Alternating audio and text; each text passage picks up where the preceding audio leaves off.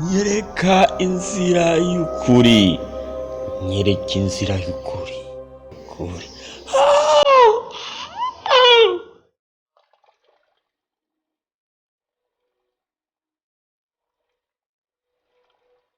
Nyereka inzira y'ukuri.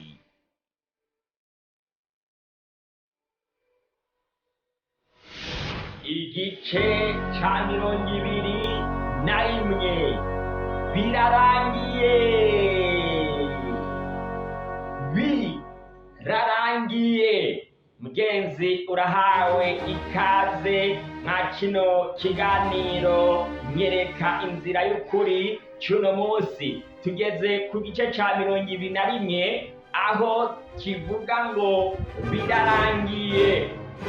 Mu byigwa byacu byarenganye twarabonye intango y'icaha. Mugenzi nagenda kubwire ngo utegere kino cigwa neza, kubera yuko icigwa kitwereka kiri hagati na hagati y'intango y'intambara ihambaye hamwe n'isozerwa ry'intambara ihambaye. Ariko imbere yuko twinjira mu idonido ry'icigwa, nkundira mugenzi twishire munsi y'uburinzi bw'Imana mu gusenga. Uhoraho Mwami ushoboye byose, urakoze kuba waraduhishuriye ibyerekeye intango y'intambara ihambaye, kandi Mwami warakoze kuduhishurira amabanga atwereka ibyerekeye inzira y'ukuri n'inzira y'ikinyoma. Uno munsi abantu bashoboye gukurikirana ibiganiro, n'urukurikirane rw'ibiganiro baramaze gutahura ibitari bike. Mwami turakwinginze no mu gihe tugiye kwiga ibyerekeye isozerwa ry'intambara ihambaye, Mwami ubane natwe, ukomeze kutuyobora mu izina ry'Umwami wacu Yesu Kristo, amen. Nkuko nari nabivuze, icigwa cacu c'uno munsi kivuga ngo birarangiye. Ni ijambo rimwe gusa, nta nubwo ari amajambo abiri. Nkuko twabibonye, icaha kimaze kuza cateye uruhagarara mw'ijuru hamwe no kw'isi. Niyo ntango y'intambara ihambaye. Igihe wa mumarayika w'umuco yarahindutse umumarayika w'umwiza, ahari umuco hatangura kubona ibyago kubera yuko umwiza waruje. Ni kuvuga ngo intambara hagati y'umwiza wari umaze kuvuka n'umuco wari usanzwe uhari byaciye bitangura kurwana. Ino ntambara nk'uko twabibonye yatanguriye mu ijuru, mu nyuma iza no kuza hano ku isi.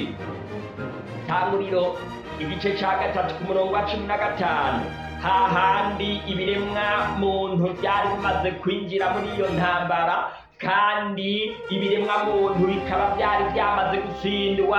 Itangura igice ca 3 ku murongo wa 15, isezerano ry'intava riraza hagati y'urubyaro rwa Adamu na Eva n'abazokomoka kuri Satani.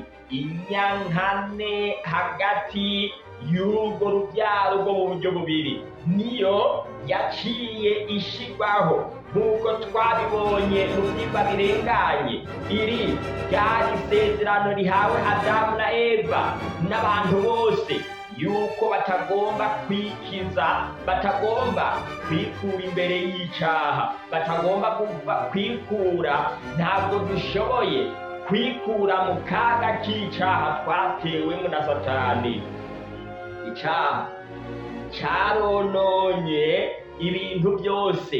Nimuraba ukuntu icaha candagaye cane, kugezaho abemeye kucakira bose kirashikamo n'ingoga na n'ingoga gusumbya umuco wa Kristo.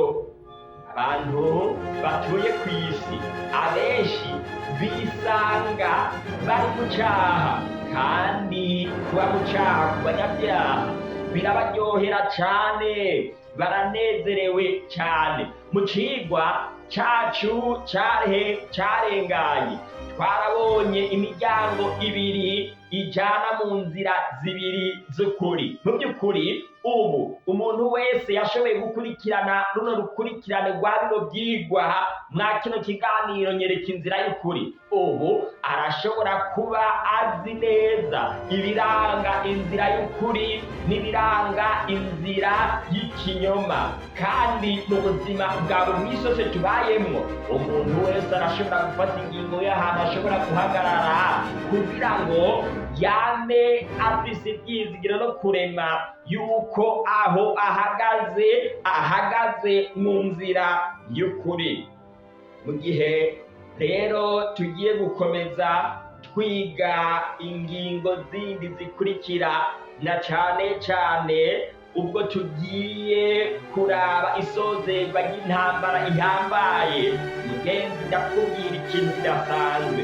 Ntabwo bigusaba kubandanya wiga ibyerekeye intambara ihambaye uri hirya y'inzira y'ukuri, ahubwo ugomba kwiga iby'isozerwa ry'intambara ihambaye uhagaze mu nzira y'ukuri, kubera yuko igihe intambara ihambaye izoba irangiye, abari mu nzira y'ukuri bonyene nibo bazoca bahabwa ibyasezeranywe. Mbega uhagaze he? Uhagaze mu nzira y'ukuri canke ntabwo uhagaze mu nzira y'ukuri? Ni ahawe ho kwibaza, hama wishure kandi ushobore no gufata ingingo ridasanzwe. Mu gusozera intambara ihambaye, ikintu ca mbere kigomba kwisungwa ni itegeko ry'Imana ry'urukundo, kuko urukundo Imana yakunze abari mw'isi ariko rwatumye itanga umwana wayo w'ikinege ngo uwumwizera wese ntazapfe rubi ariko azahabwa ubugingo budashira. Rino tegeko ry'Imana ry'urukundo, rino tegeko riganza ibyaremwe byose by'Imana, niryo rigomba kwisungwa mu gihe hagiye kuba ikintu kidasanzwe cyo gusozera intambara ihambaye.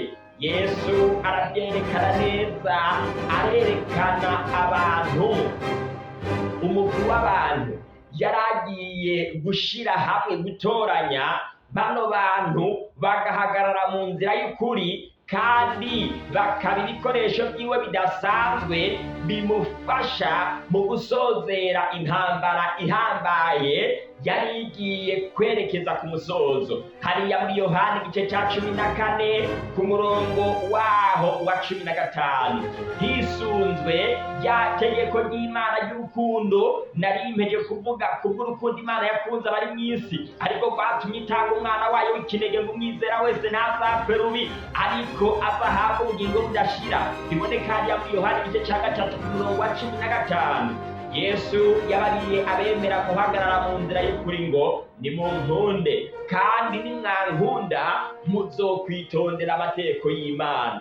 Ubu rero biratahuritse. Kumbure ushobora kuba utagiriwe amahirwe yo gukurikirana ibyigwa byarenganye, kumbure uzoza urabikurikirana buke buke, ariko mugenzi, rino tegeko ry'urukundo rigomba kukugaragaramwo. Kandi mugenzi, ukunda Imana ni kwitondera amategeko y'Imana, ni kuyumvira.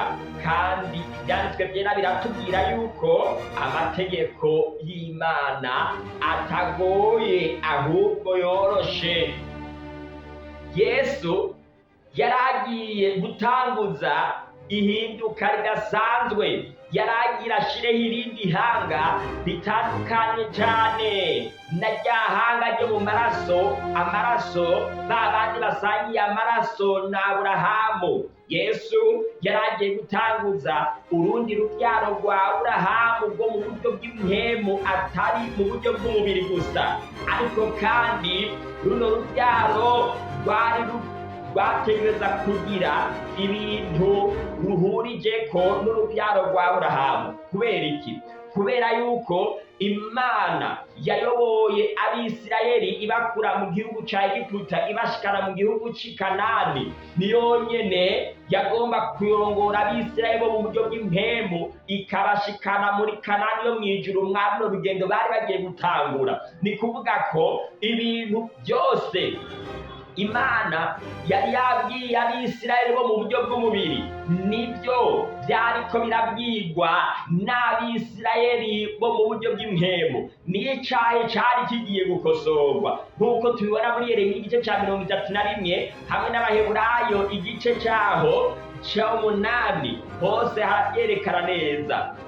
Ni igiki cari kigiye gukosorwa? Icyari kigiye gukosorwa ntabwo coba ku majambo Imana yari yaravuze, ni kuvuga ngo ntabwo coba ku ruhande rw'Imana, kubera yuko Imana yacu ntihinduka kandi Imana yacu yaba ari nziza. Ibi namwebwe mwese murabizi. Ni kuvuga ko iby'Imana ikora byose byaba ari byiza, iteka ryose iby'Imana ntibihinduka.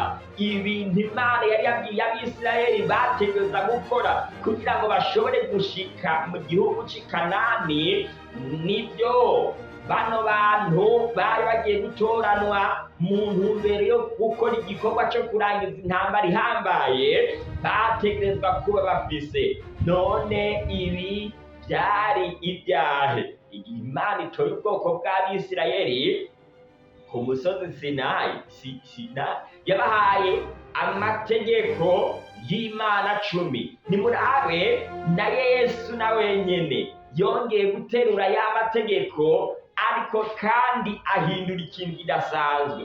Abisirayeli bobo bari bayabonye nk'aho ari umuzigo Imana ibashizeko, ariko nimurabe ngaho ubuhoho Yesu aberetse yuko ari amategeko y'urukundo. Ibintu bitanguye guhinduka ku mbono y'ukuntu abantu twahora tubona ibintu. Isirayeli yo mu buryo bw'umubiri yabona amategeko y'Imana nk'aho ari umutwaro Imana ibaremetse. Isirayeli yo mu buryo bw'impemu Yesu yayisabye kuraba amategeko y'Imana mu buryo bw'urukundo, nk'uko ubwami bw'Imana ari urukundo.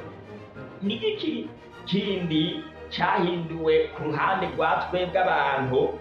Ico naco ni kwigwanako. Igihe Imana ibariye amajambo Mose agenda gushikiriza ubwoko bwayo bw'Abisirayeli hariya muri Kuva igice ca 19 ku murongo w'8, turabona ukuntu Abisirayeli bari bameze gute. Abisirayeli bari bafise comportement idasanzwe. Igihe Mose asemereye akababwira ati Imana yavuze ibi n'ibi, mukora ibi, mukora ibi, mukora ibi, mukora ibi, bose abagabo n'abagore n'abana bose baciye bishurira rimwe bati ibyo Uhoraho avuze tuzobyitondera. Abisirayeli bari bafise akantu ko kwigwanira, bari bafise akantu ko kwiduza hejuru, biyumvira yuko iby'Imana yavuze naho ari umutwaro yabaremetse bazobigendera ku nguvu zabo. Nimurabe noneho kuri rya shengero rishasha ryarindi risubiriye ryarindi ryari bwa bwoko bwa Isirayeli mu buryo bw'impemu bwobwo ukuntu byagenze.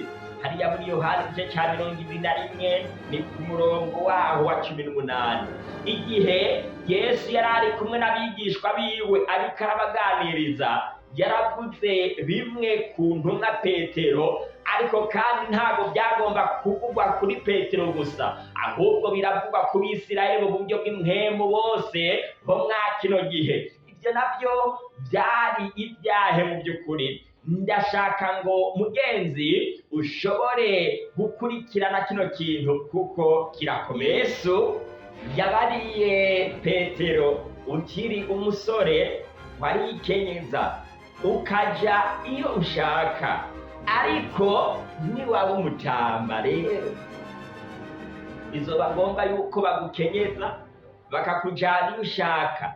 Yesu yariko aravuga iki?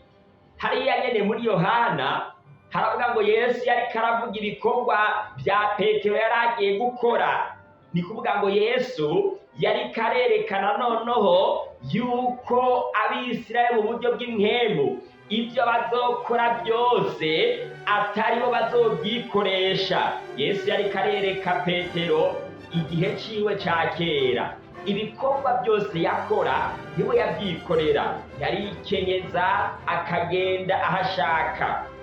Igihe Petero ahuye n'ikigeragezo yafata ingingo ziwe yishakiye, kandi ingingo Petero yafata zari ingingo zari zirimwo kamere. Nibuka igihe baje gufata Yesu yatoye inkota aca ugutwi kumwe mu bari baje gufata Yesu. Yesu aramubwira ati subiza iyo nkota yawe mu bwubatsi. Ni kuvuga ngo ibikorwa Petero yikoresha byari ibikorwa bya kamere, yari asanzwe afise komportema nk'iy'abisirayeli mu buryo bw'amaraso, urubyaro rwa Aburahamu mu maraso. Ariko Yesu arerekana yuko ishengero noneho rishasha yari agiye gushiraho urubyaro rwa Isirayeli rwo mu buryo bw'impwemu, abana ba Aburahamu b'isezerano Yesu Kristo yariko aravuga. Ntabwo bagomba gukora ibintu bikoresheje, ahubwo bari bagiriwe isezerano ryo kubarungikira mpemu yera. Iyo mpemu yera niyo yagomba kubakoresha byose, kandi bakanesha byose bayobowe na mpemu yera. Ni kuvuga ngo kino n'ikindi kintu cari gitandukanye cane na Isirayeli ya kera. Bobo abisirayeli bo mu buryo bw'impwemu bagomba gukora ibikorwa byose babiyoborerewemwo na mpemu yera w'Imana. Ikindi kintu gikurikira n'icahe tukibona hariya nyene mu Baheburayo igice ca 4, aho haba hariko haravugwa isezerano ry'Imana. Abisirayeli abana ba Aburahamu bo mu buryo bw'umubiri byabagendeye gute? Kubera yuko batashoboye kugira urukundo, ntabwo bakiranye iby'Imana yavuze kubera urukundo. Ikindi naco kubera yuko barondeye kwigwanako, byaciye bigenda gute? Byaciye bibabera akantu gakomeye, byaciye babera ikintu gikomeye, baciye babura ukwizera. Nta kwizera bari bafise kubera yuko ukuntu barondera kwigwanira nta bundi bushobozi bashobora kurondera, baca barabura ukwizera. Hariya mu Baheburayo igice ca 4 havuga ngo nicyo catumye badashika mu gihugu c'isezerano.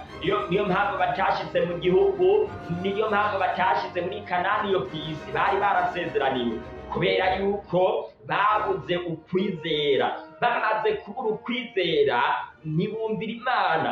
Hariya mu Baheburayo igice ca 4 harabisobanura neza, havuga ngo kuko bari barabwiwe ibyo kuruhuka umunsi w'isabato.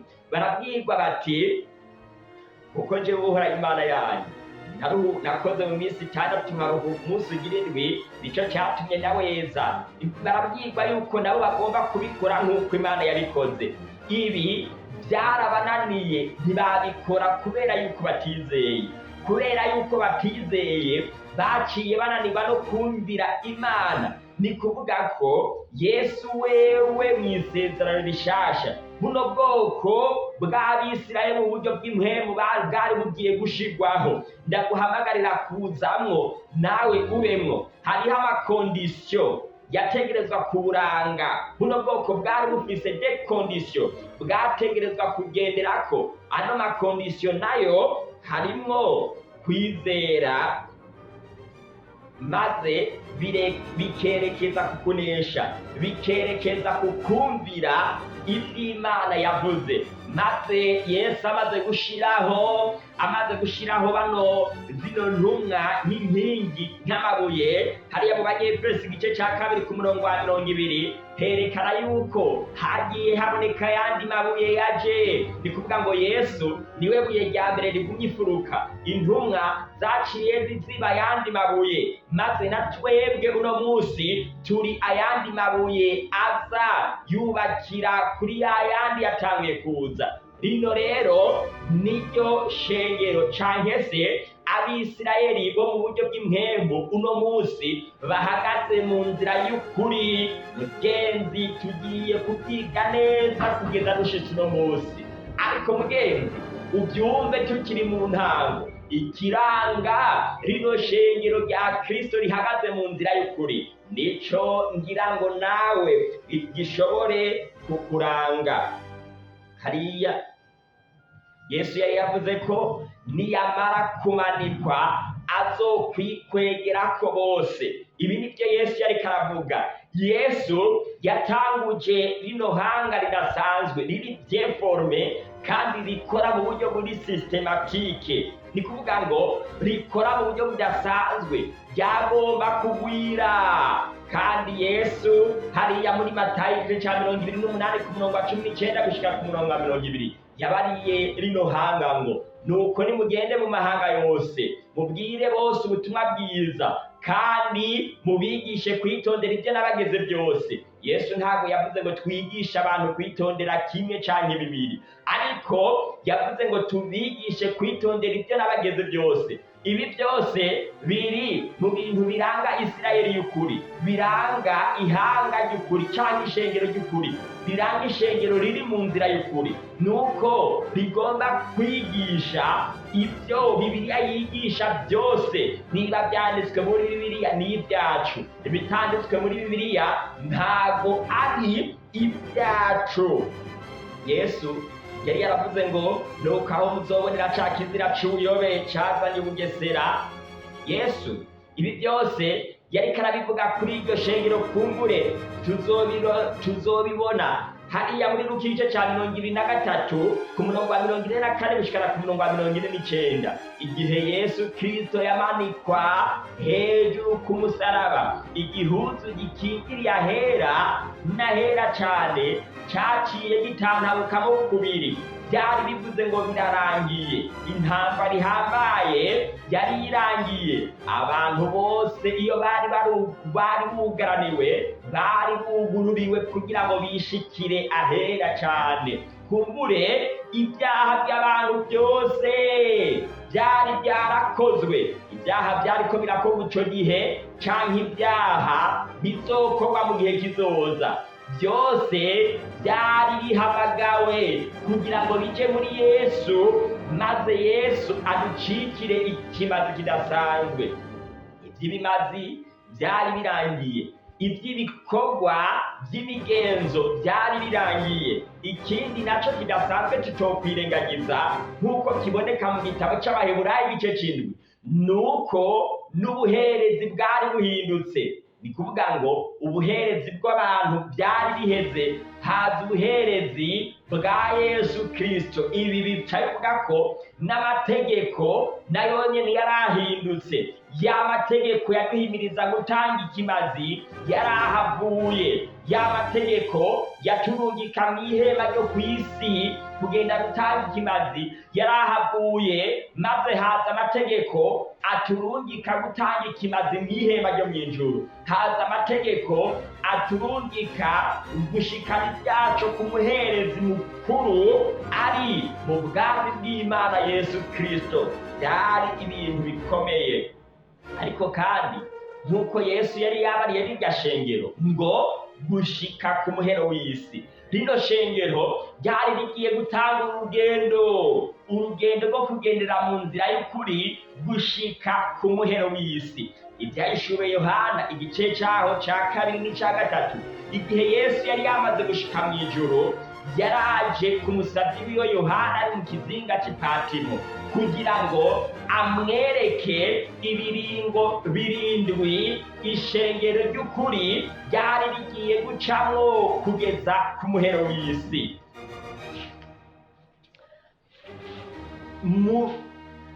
Yesu mu kwerekana ibihe birindwi iryo shengero ryari rigiye gucamwo, Yesu yaciye abigereranya n'ibisagara birindwi byo muri Aziya ntonya. Ibyo bisagara, ica mbere ni Efeso, Simuruni ca kabiri, Perugami ca gatatu, Tuatiri ca kane, Sarudi ca gatanu, Filadelfiya ca gatandatu, Lawodikiya igisagara ca karindwi. Kubera iki Yesu yagereranije ibiringo birindwi ishengero ryari rigiye gucamwo akarigereranya na bino bisagara byo muri Aziya ntonya? Byari ibisagara bitondekesheje umurongo kandi byose bifise impamvu byatumye Yesu abigereranya n'ibihe birindwi ishengero rizocamwo. Mugenzi, ndaguhamagarira kuzobandanya ukurikirana bino vyigwa, ariko kandi prinsipe nuko wiga bino vyigwa uri mu nzira y'ukuri. Niyo mpamvu ndakubwira yuko Yesu Kristo vuba agiye kuza kurimbura icaha. Impera n'imperuka abantu bari mu nzira y'ukuri Yesu agiye kuza kubakura mw'inosi abajane ahasezeranye. Amasezerano y'Imana ntahinduka. Impera n'imperuka ubwoko bwera buhagaze mu nzira y'ukuri bwasigaye bwitondera amategeko y'Imana butegerezwa kuzojanwa ahasezeranye. Niyo mpamvu ndakubwira mugenzi, igihe ukurikirana bino vyigwa uce ufata ingingo yo kuvavanura n'icaha maze uze mu nzira y'ukuri. Mugenzi, niba ufise ikibazo canke ikindi kintu wifuza gushikiriza ushobora kuvyandika muri komanteri. Ariko kandi mugenzi, niba ushaka gukomezanya natwe mu nzira turimwo twerekeza mu bwami bw'Imana, ukavuga ati nanjye ndashaka guhagarara mu nzira y'ukuri, ndifuza kwifatanya namwe nk'uko abandi benshi bariko barabigira, nk'uko abandi bariko barafata ingingo, nawe urashobora gufata ingingo yo kwifatanya natwe kandi ugakwiza ibisabwa byose nk'uko Bibiliya ivyerekana. Muri ico gihe uca twandikira kuri izi nimero zikurikira: 61 amajana 208 amajana 669, akamenyetso ko guteranya amajana 257 61 amajana 208 amajana 669, akamenyetso ko guteranya amajana 257 61 amajana 208 amajana 669. Mugenzi, ntiwibagire gukora abone, subscribe canke following kuri Facebook kugira ngo uze ushobore gukurikirana ibindi vyigwa bizokurikira mbere n'ibindi biganiro byose bica kwa runo rubuga rwacu.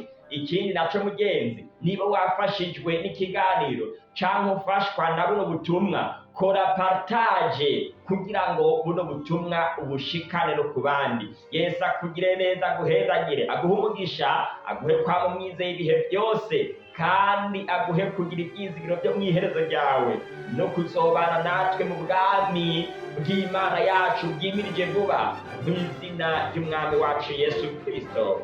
Amen.